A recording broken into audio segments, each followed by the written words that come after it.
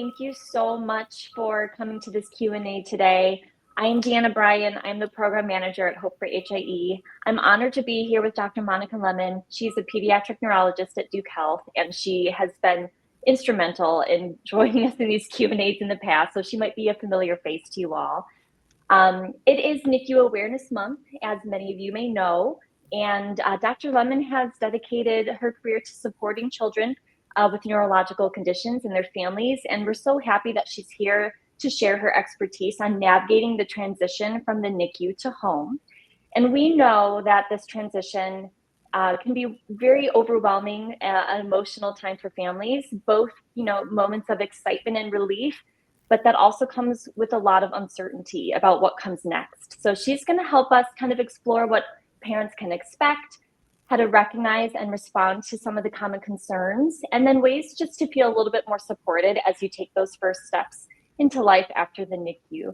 So thank you so much, Dr. Lemmon, for being here with us today, as always. It is my absolute pleasure. I would love if you could maybe just give a little bit more thorough explanation of who you are, an overview of your professional career, and then, of course, your connection to Hope for HIE.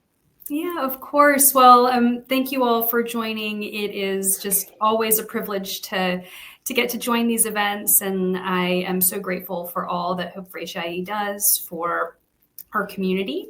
My name's Monica Lemmon. I'm a child neurologist at Duke. I had the good fortune of training in medical school at Harvard and subsequently did my residency and a fellowship in neonatal neurosciences at Johns Hopkins, where I got to learn from others about many of the complex conditions that can arise in the first weeks of life. And that has included a deep love of caring for families who are impacted by HIE. I, in addition to my clinical practice, do research, and my research portfolio is primarily around how we talk about hard things, how we support families as they're going through the NICU experience and life after the NICU. And so this topic is really near and dear to my heart, but I'll give the big disclosure that I actually think the experts about transition from the NICU to home are parents themselves. And so for folks who might be listening, please feel free to share your own experiences and correct me when I share something that doesn't feel like it resonates with what you experienced, because really, truly, your experience is what I see as really the expertise in this area. Oh, absolutely. And, to piggyback off of that too, any questions, obviously this is a Q&A, so any questions that you may have that you want to be explored or we can save to the end of this Q&A, please put those in the comments. But in the meantime, we are going to kind of transition into the discharge process itself, the first step of leaving the NICU, going to home. So what steps are typically involved or are typically part of a NICU discharge? And this can go from medical clearances to parent education before that baby actually goes home. Yeah, really excellent question. And I'll say we're focused on the NICU to home transition, but the reality is a NICU stay really is comprised of lots of different transitions. You might have a transition from the intensive care unit to a step-down unit, for example, or to the regular floor or to the newborn nursery. And so I want to honor that those types of transitions can all be an adjustment and might mean that you're interacting with a new team or you're adjusting to kind of a new normal in terms of level of intensity of monitoring. When I think about discharge planning, I actually think the process begins at the time of admission. You're already, hopefully your team is already starting to think about what needs to happen before your baby's ready to go home. And often that might include things like making sure that your baby's temperature is maintained without needing to be under a warmer, that the heart rate and the breathing are stable and don't need extra things that you can't provide at home. It might mean preparing with equipment that you are going to take with you home, but giving your baby time to adjust to that equipment and also training you in how to use it and how to troubleshoot when things aren't going as planned. So part of the kind of transition experience will include a series of assessments that the healthcare team is undergoing to make sure that your baby is safe to be at home. Just as important, and I might argue more important, the team will be hopefully preparing you to take over much of the care that's happening in the hospital. And importantly, that can begin really early in the hospital stay. And the earlier that you're able to start doing things for your baby that you are excited to do and might be able to do at home, the better. And your bedside nurse and other members of your care team can help sort out what's possible to participate in and what isn't quite yet possible to participate in, but that really can start at the beginning. And so as you get really close to discharge, there should be a lot of education. If you're going home with equipment, often you will be asked to demonstrate your ability to do certain things with that equipment prior to going home. They might put your baby in a car seat and make sure that goes okay and that it's safe. And all of these things are really in service of making sure everybody feels really confident, especially you as the parent, in transitioning to care at home. And while a lot of that can seem like a long checklist and a lot of stuff to do, I hope that that brings comfort. That really, prior to going home, the healthcare team is trying to think really hard about the elements that would make it safe to do so in the health. Yeah. And I know there are so many members of the care team that can assist with this too. You know, I know there are social workers too. There are child life specialists. There's a bunch of people there to support you. I know that much I know. What are, in your professional opinion, things that you observed? What are some of the biggest changes parents may have articulated to you in the past when moving from the highly monitored NICU setting now to a home setting? Yeah. So I'll say again, this is a place where parents are the experts. What many expert parents have shared with me is that this can be a time of a big mix of emotions. There can be relief and joy, and also fear and anxiety associated with, just as you said, Deanna, going from a very monitored experience to one that is less monitored. Yes. And that can be a really big adjustment. And I want to just name and normalize. It's okay to feel all of that. It's okay to feel excited. And it's also okay to feel worried. Or to even feel like there are parts of being in the hospital that you miss, that care team member who was a lifeline for you, that person who was a big source of support. That can sometimes feel like a relationship loss as you're transitioning home and you're having more autonomy over your child's day-to-day. And so the biggest thing to normalize is it's okay to feel a mix of emotions, and it's actually quite normal. And trying to think about that a little bit ahead of time, and to know that that might be a period of time where giving yourself a little a permission to feel all of those emotions is absolutely appropriate and okay. And the other thing I'll add is that, you know, all of us, when we are suddenly the ones responsible for determining if something is normal or abnormal, that's a really hard thing to do. And so I want to also normalize that, especially as you get close to going home, trying to spend some time thinking about your baby's patterns, their movements, their sleeping, their breathing, and actually using the opportunity in the NICU to ask about that. Like, ooh, is that normal? Is that, should that have worried me? Those types of questions in the NICU, when you have access to more folks, can be really, really nice. And I think we'll talk a lot about what to do after you leave. And so I think we'll probably get to that. But just to kind of normalize, it's okay to feel a lot of emotions when you get home. And in fact, most of the families we have the pleasure of working with find that period to be really tricky. Oh, absolutely. And what are some things that parents should keep in mind about their baby's neurological and developmental health in those first few weeks at home? I know that's a really big question that comes up a lot in our new to HIE subgroup. Absolutely. So I'll start by saying that I think about getting to know your child's development very much as a long journey. And it can often feel, especially when you're just getting home, important to think about every movement or every small element of your child's progress as crucial for their long-term health and well-being. And I want to make sure that to say that it is wonderful to track how your child's doing.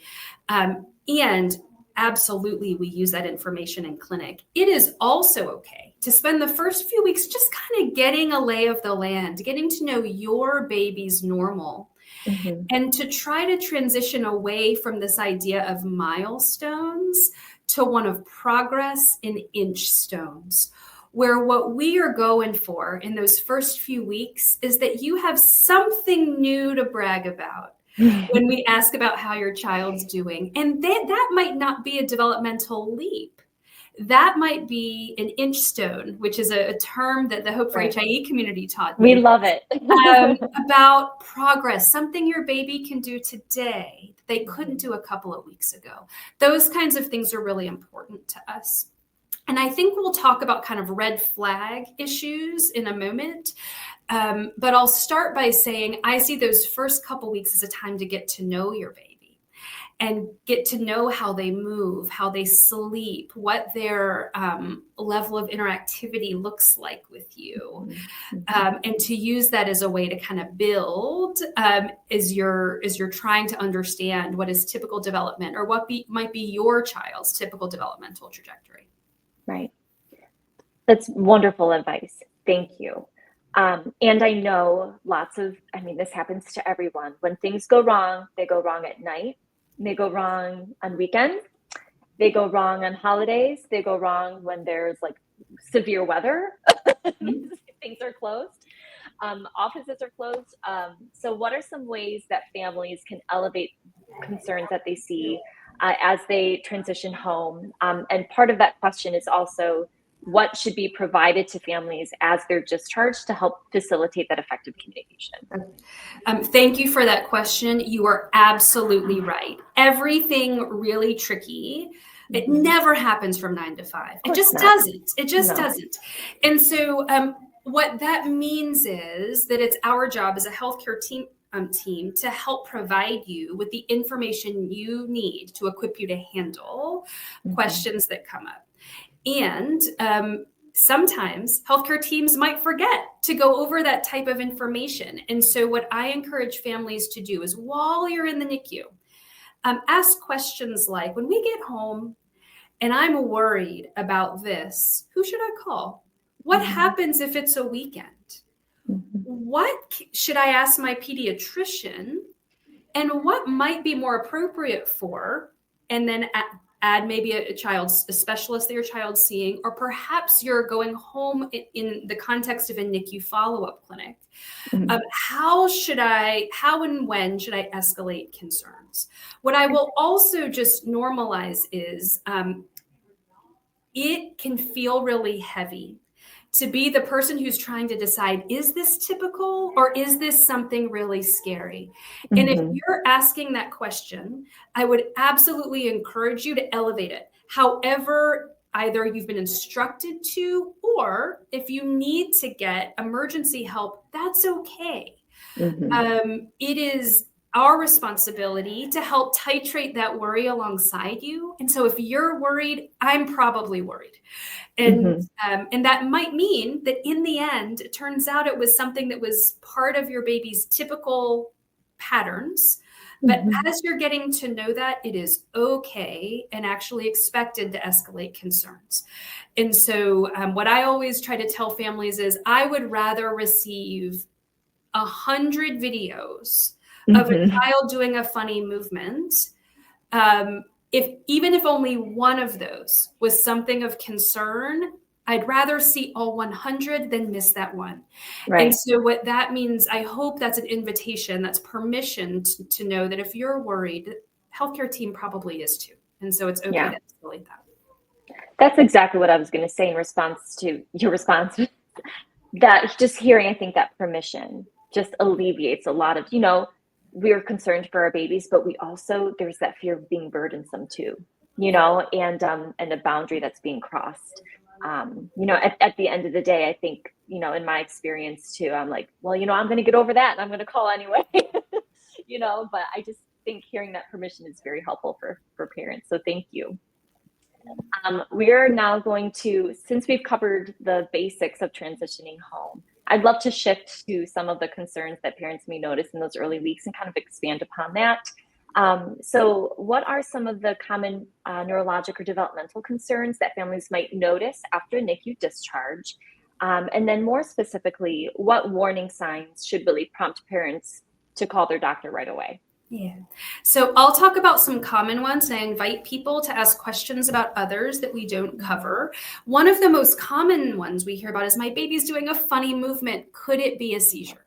Right. And that is one of the hardest ones often for us to figure out just by looking at a baby. Mm-hmm. And so I'll start by giving a few broad principles and talking about some warning signs. But really the take home again is, if you're worried, I'm worried. Mm-hmm. And often looking at something alone isn't enough for us to know for sure if it might be something to worry about. And so sometimes that means that we do other tests like EEGs, which many, where we look at the brain waves and try to understand if a movement is concerning or not. Mm-hmm. So babies do all kinds of funny stuff. We also know that seizures in babies and young children look different than seizures do in adults. And so it's pretty uncommon, actually, that a baby might have full body shaking in the same way that an adult having a seizure might. Instead, a baby might have single rhythmic movements of one limb, or eye movements where their eyes move in one direction and get stuck, or full body stiffening, or even funny movements like bicycling their legs. And one way to help understand how worried you might need to be is to try to understand, is it a movement that I can stop, that I can distract out of, or is it something that's going on no matter what? And in general, now this isn't a hard and fast rule, but in general, if you can stop it, it is a lot less likely to be seizure than something that you cannot stop. The big caveat to that is often these movements are so brief, it's impossible to tell if you could actually stop it or not. But when families come to me and they say, well, I'm not sure if I can stop it. I'm saying her name, but she doesn't know her name yet. Right. And so they often ask, what are some tips or tricks? And one that I often use is actually blowing in the face. It's not painful, but it's pretty surprising. And if that immediately sort of the movement stops, I'm a lot less worried that that's a seizure than if it continues.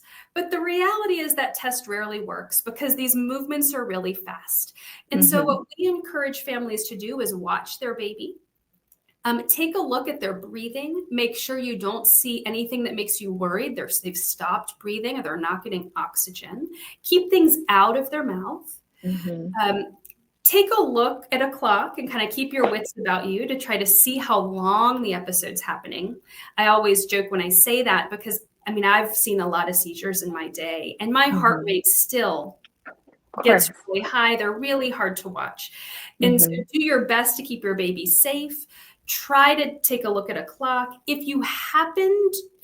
the baby is safe and you're really not sure it's kind of coming and going, a video can be really helpful to help the neurologist take a look at what that might be. And most importantly, call for help if you need it. If you are worried and you're worried that what's happening might be a seizure, that is a really important time to, if the episode's still happening or you have any concerns about breathing, call 911. If the movement was really brief, your baby's otherwise interacting normally, that might be a situation where you take a video and you call your neurologist and say, can you look at this today? One really important type of seizure that everyone should be aware of is infantile spasms. Right. These are a very specific type of seizure. Hope for HIE has beautiful materials around this, and these are sudden, repetitive movements. They might be crunching forward, quick head drop or head bobbing that tend to come in clusters, but they're very, very brief. And afterwards, children might be irritable or cry.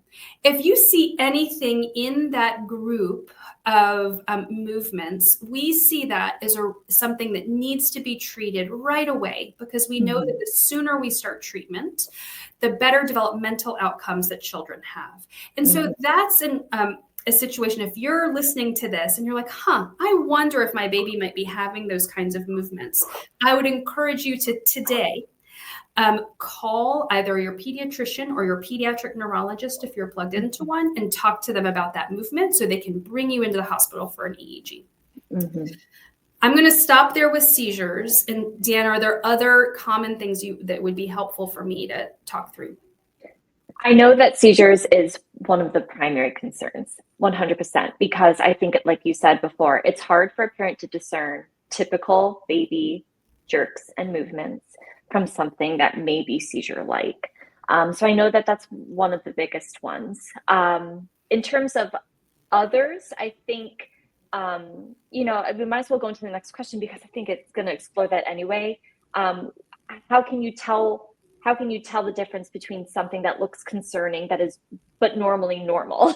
And that goes into breathing is a big concern for parents, sleep and other movements versus something that you think needs to be evaluated. Absolutely. So other really common things that all parents and parents with HIE have questions about might be feeding, sleeping, how the eyes are moving, how their baby's moving overall. All of those are things that you might have questions about. And this, I will start by saying, we expect in general that your child's development will continue to slowly progress over the time after they leave the hospital. We don't expect your child to go backwards in any domains. And so that might mean that we expect your child to continue and hopefully improve the amount they're able to take by mouth if they feed orally, or the amount they're able to tolerate via NG tube or G tube, depending on how they're fed. And if your child's having persistent vomiting, is not tolerating foods, is not having a normal number of wet diapers, all of those are reasons to seek medical care to make sure your child's not dehydrated, because we expect that to continue to progress. Sleep is really, really hard for all babies to get a handle on, and it might be more common that babies with HIE have trouble regulating their sleep-wake cycles.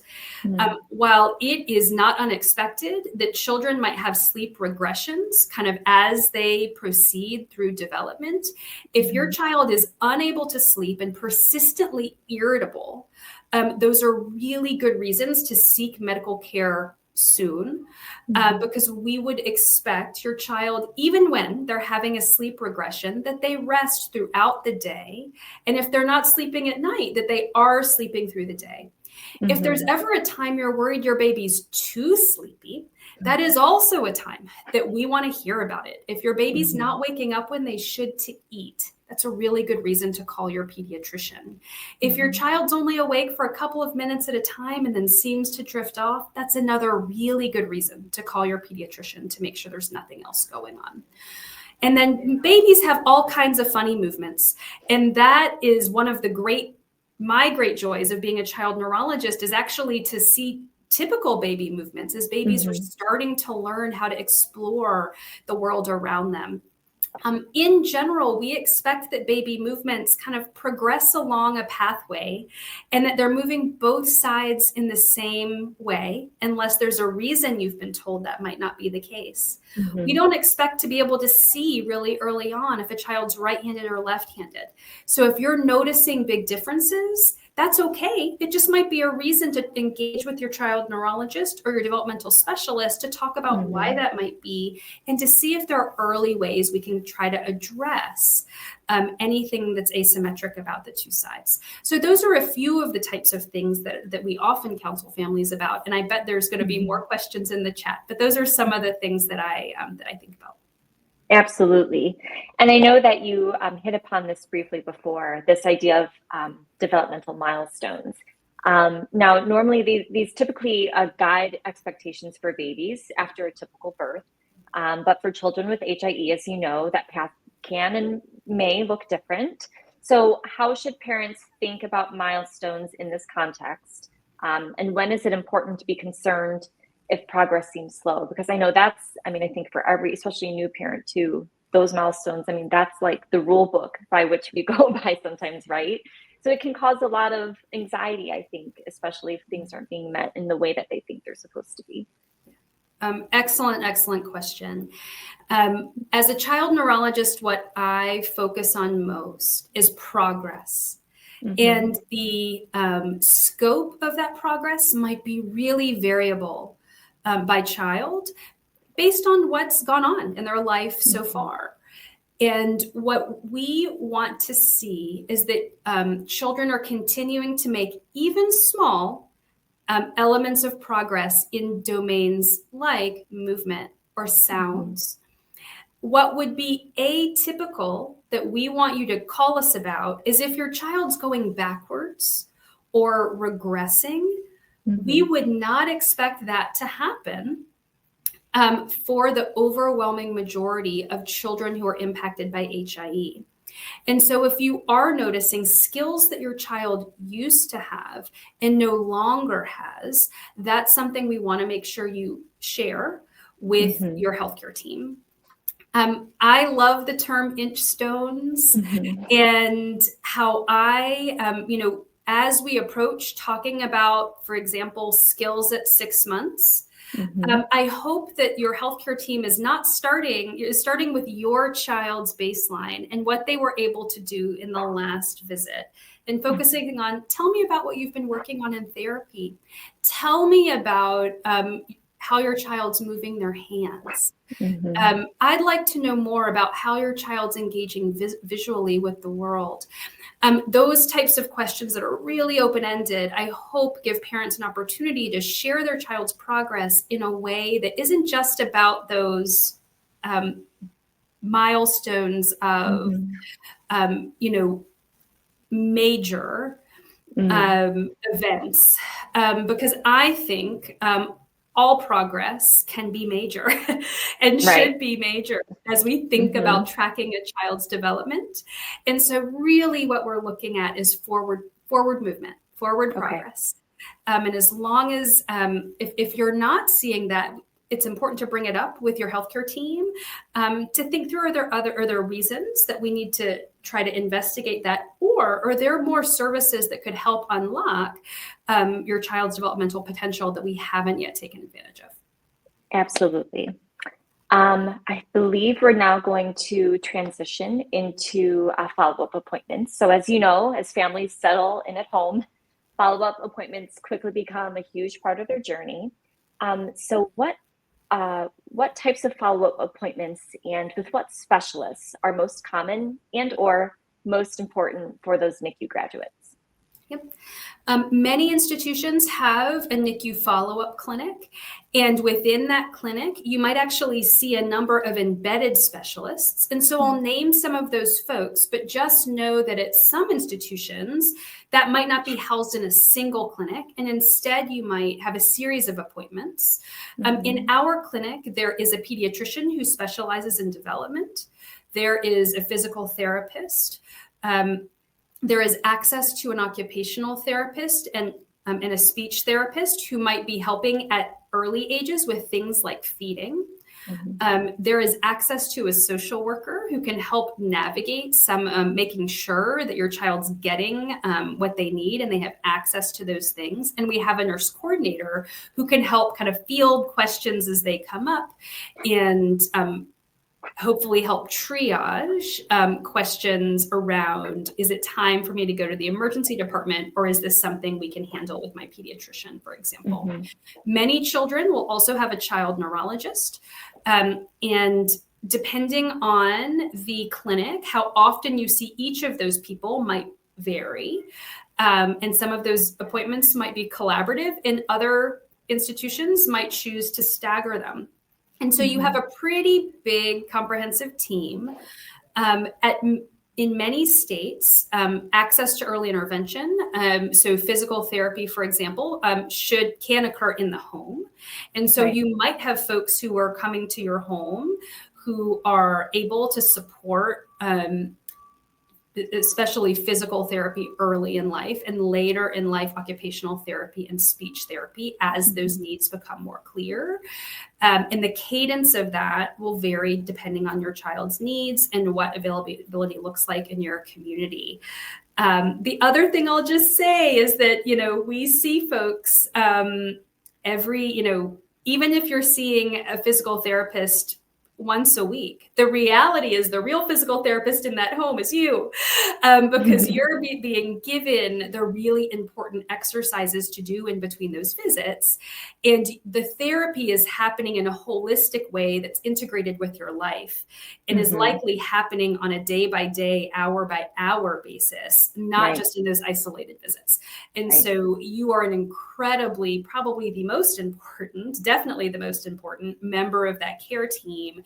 And some of these other professionals are there to hopefully bolster your expertise and make sure that you're getting the guidance you need to deliver the early intervention. Absolutely. And how can families best prepare for these visits to make the most of their time with specialists? I know that time goes by quick, and they feel like there's a lot to cover. So any recommendations, even it's from like keeping a journal or a log of symptoms, anything that you have witnessed being especially helpful for families would be wonderful. Absolutely. So I, seek medical care with my children, and I'll say, I'll have all these things I want to ask. And then I get in the room and I can't remember anything. This might not happen to you, but this happens to me. And if that might happen to you, especially in amidst a busy visit, I really do encourage folks to write down questions, have a place where you organize information. I'll say that, the level of detail can vary by your comfort level. Even really high level details of like, here are my 3 most important questions. Here's a few concerns that I've raised. Can be really helpful. And so really that tool is the most important part, is that you have access to it, and that it's written in a way that jogs your memory and that helps you feel empowered. It is also always okay to share those materials with your healthcare team member, or to even share them in advance if that is a care model that works well for you. There are times where a family might send, here are 3 questions I want to cover in our visit. And then the clinician has time to prepare and make sure that they've thought it through. It isn't answering that on the fly. That's absolutely okay and appropriate, depending on your provider's preferred communication. And that's something I would really encourage folks to actually have an open conversation about. How, what can I share with you that'll help this be a productive visit? And it's also okay to do some goal setting. Hopefully physicians and other providers are asking, what are your goals for today's visit? If they don't, I might offer, it's okay to say, I have 3 big things that I want to make sure we talk through. Here they are, to make sure that those get addressed in the visit. Wonderful. And now that we're talking about questions and preparing, sometimes parents don't know or aren't sure what to ask in those early follow-ups. So from your perspective, what are some of those most important questions families should bring to their care team? I love that question. I'll put in a little plug here. The Neonatal Seizure Registry has developed some question prompt lists that can help give you some ideas about questions to ask. I think really important ones might be, in between visits, if I'm worried about something, who should I call? That's a really important one. Or, I'm worried about X. A question I think folks often forget to ask is revisiting information from the NICU stay that they don't feel quite clear about, because that was a really chaotic time. And so it might be, we spoke with people early on about the MRI findings, but I'm still trying to sort through what this all means for my baby. Can we go over it again? It is okay to ask those. Other questions might be, what can I do to support my baby's development at home? Are there therapies or other early interventions that we don't have on board that we should think about? Those are all, I think, excellent questions. But the most important thing is that your questions are likely to be really individualized. Yeah. And so writing them down and feeling empowered to ask them is truly not just welcomed, it really helps, I think, the visit be most productive. And so I hope that any physicians or other providers that you're working with are sort of actively asking for those. Even if they don't, it is expected and really encouraged to come with your high priority questions to try to make sure they get answered. Absolutely. And then another facet of that is ensuring that parents understand the baby's care plan, especially if multiple specialists are involved. So how can medical providers help facilitate this understanding of, of this case? This is really, really important. And I'll say that I wish that we had kind of one joint care plan for every child with every health condition. I would be dishonest if I said that at our institution, we've been able to implement that for every child. It's hard to, these can be hard to develop, but importantly, having some type of written guide for the key issues that your child is dealing with can be really helpful, not just for your, what I'll call your primary care team, the care team at the institution where you usually seek care, but in the unlikely event your child needs to seek care on a weekend, when you're on that vacation, making sure you have a way to transfer information is really important. We're fortunate in 2025 that it's easier to see records at other institutions than it used to be, but it's still not perfect. And so having a written summary of your child's main issues, certainly medications and doses, and any emergency plans that might be relevant to your child is really important to have for yourself. For any people who are taking care of your child outside of when you do, this might be a daycare, for example, or with a babysitter or a trusted family member. And keeping that on you in a way that you can access it easily should you need to seek emergency care is really important too. And so for some babies, that might be a seizure action plan. What to do if they have a seizure. For other babies, it might be something about breathing or oxygen if they get sick, or if or how to manage different equipment that they have at home. Those are the types of things that can be really important to make sure that you have written. And if possible, I would really encourage folks to make sure there's a contact for each element of that care plan. So making sure that you understand how to contact the neurology team on call, the developmental team on call, whoever helps manage your child's, for example, feeding, or if your child has extra respiratory support, making sure you've got a contact for each of those teams so that you can have easy access to it. Wonderful. And we always love to end our Q&As with recommended resources. So we know navigating this transition can be hard, maybe a little isolating for some people. The whole goal is to make them know that they're not alone in this. And part of that, it comes with resources, whether it's medical, educational, or community-based. Which ones would you recommend for families to help them feel more supported and confident as they continue to care for their child at home? Absolutely. So I'll start by saying every institution might have individualized resources, and those can be incredibly helpful. Importantly, it's worth asking before discharge, what resources do you recommend for support, for parent support, for peer support in our local community? Because it's possible that your institution has a peer support community that's local. And many do, and that's really important to know about. We know that many institutions don't have that, and I couldn't possibly come on to this Q&A and not celebrate Hope for HIE's resources. And there are, as you, I'm sure, know, a wealth of resources on the website and in other places that are all vetted thoroughly by members of the medical advisory board. Mm-hmm. And I think are really parent-centered. And I just, it's such a gift to our patients that they exist. There are lots of other organizations that have developed resources, many of which might not be specific to HIE, but might give you information about a topic that is relevant to you. A resource that I share with people often, Courageous Parents Network created something called Neuro Journey, and that outlines sort of longer term multi-system resources for children and families who are impacted by neurologic illness of all different types.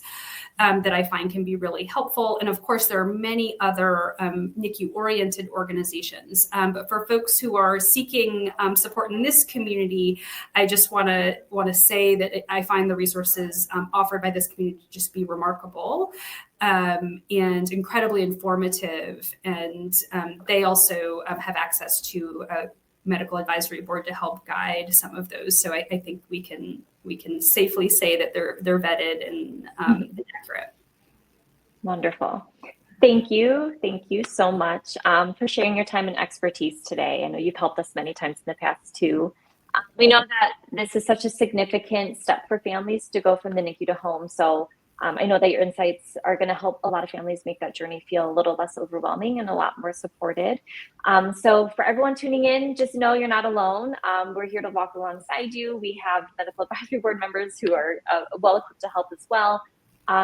So I just want to close out this conversation that, during NICU Awareness Month, just a quick note, we honor the strength, we honor the resilience and love that carry families through this chapter and beyond. So thank you again, Dr. Lemmon, for joining us. And I'm sure we'll see you again another time for another session. But in the meantime, if there are any questions that come through that you don't feel like we answered today, this will be posted on YouTube. We're going to have key takeaways on our blog as well. But feel free to reach out and email a member of our team. You can email me. You can also post comments, and we will make sure that we forward them to Dr. Lemmon, and we can help you feel supported as well. So thank you again. And thank you. Oh, wonderful. And thanks everyone for joining, and we'll see you next time.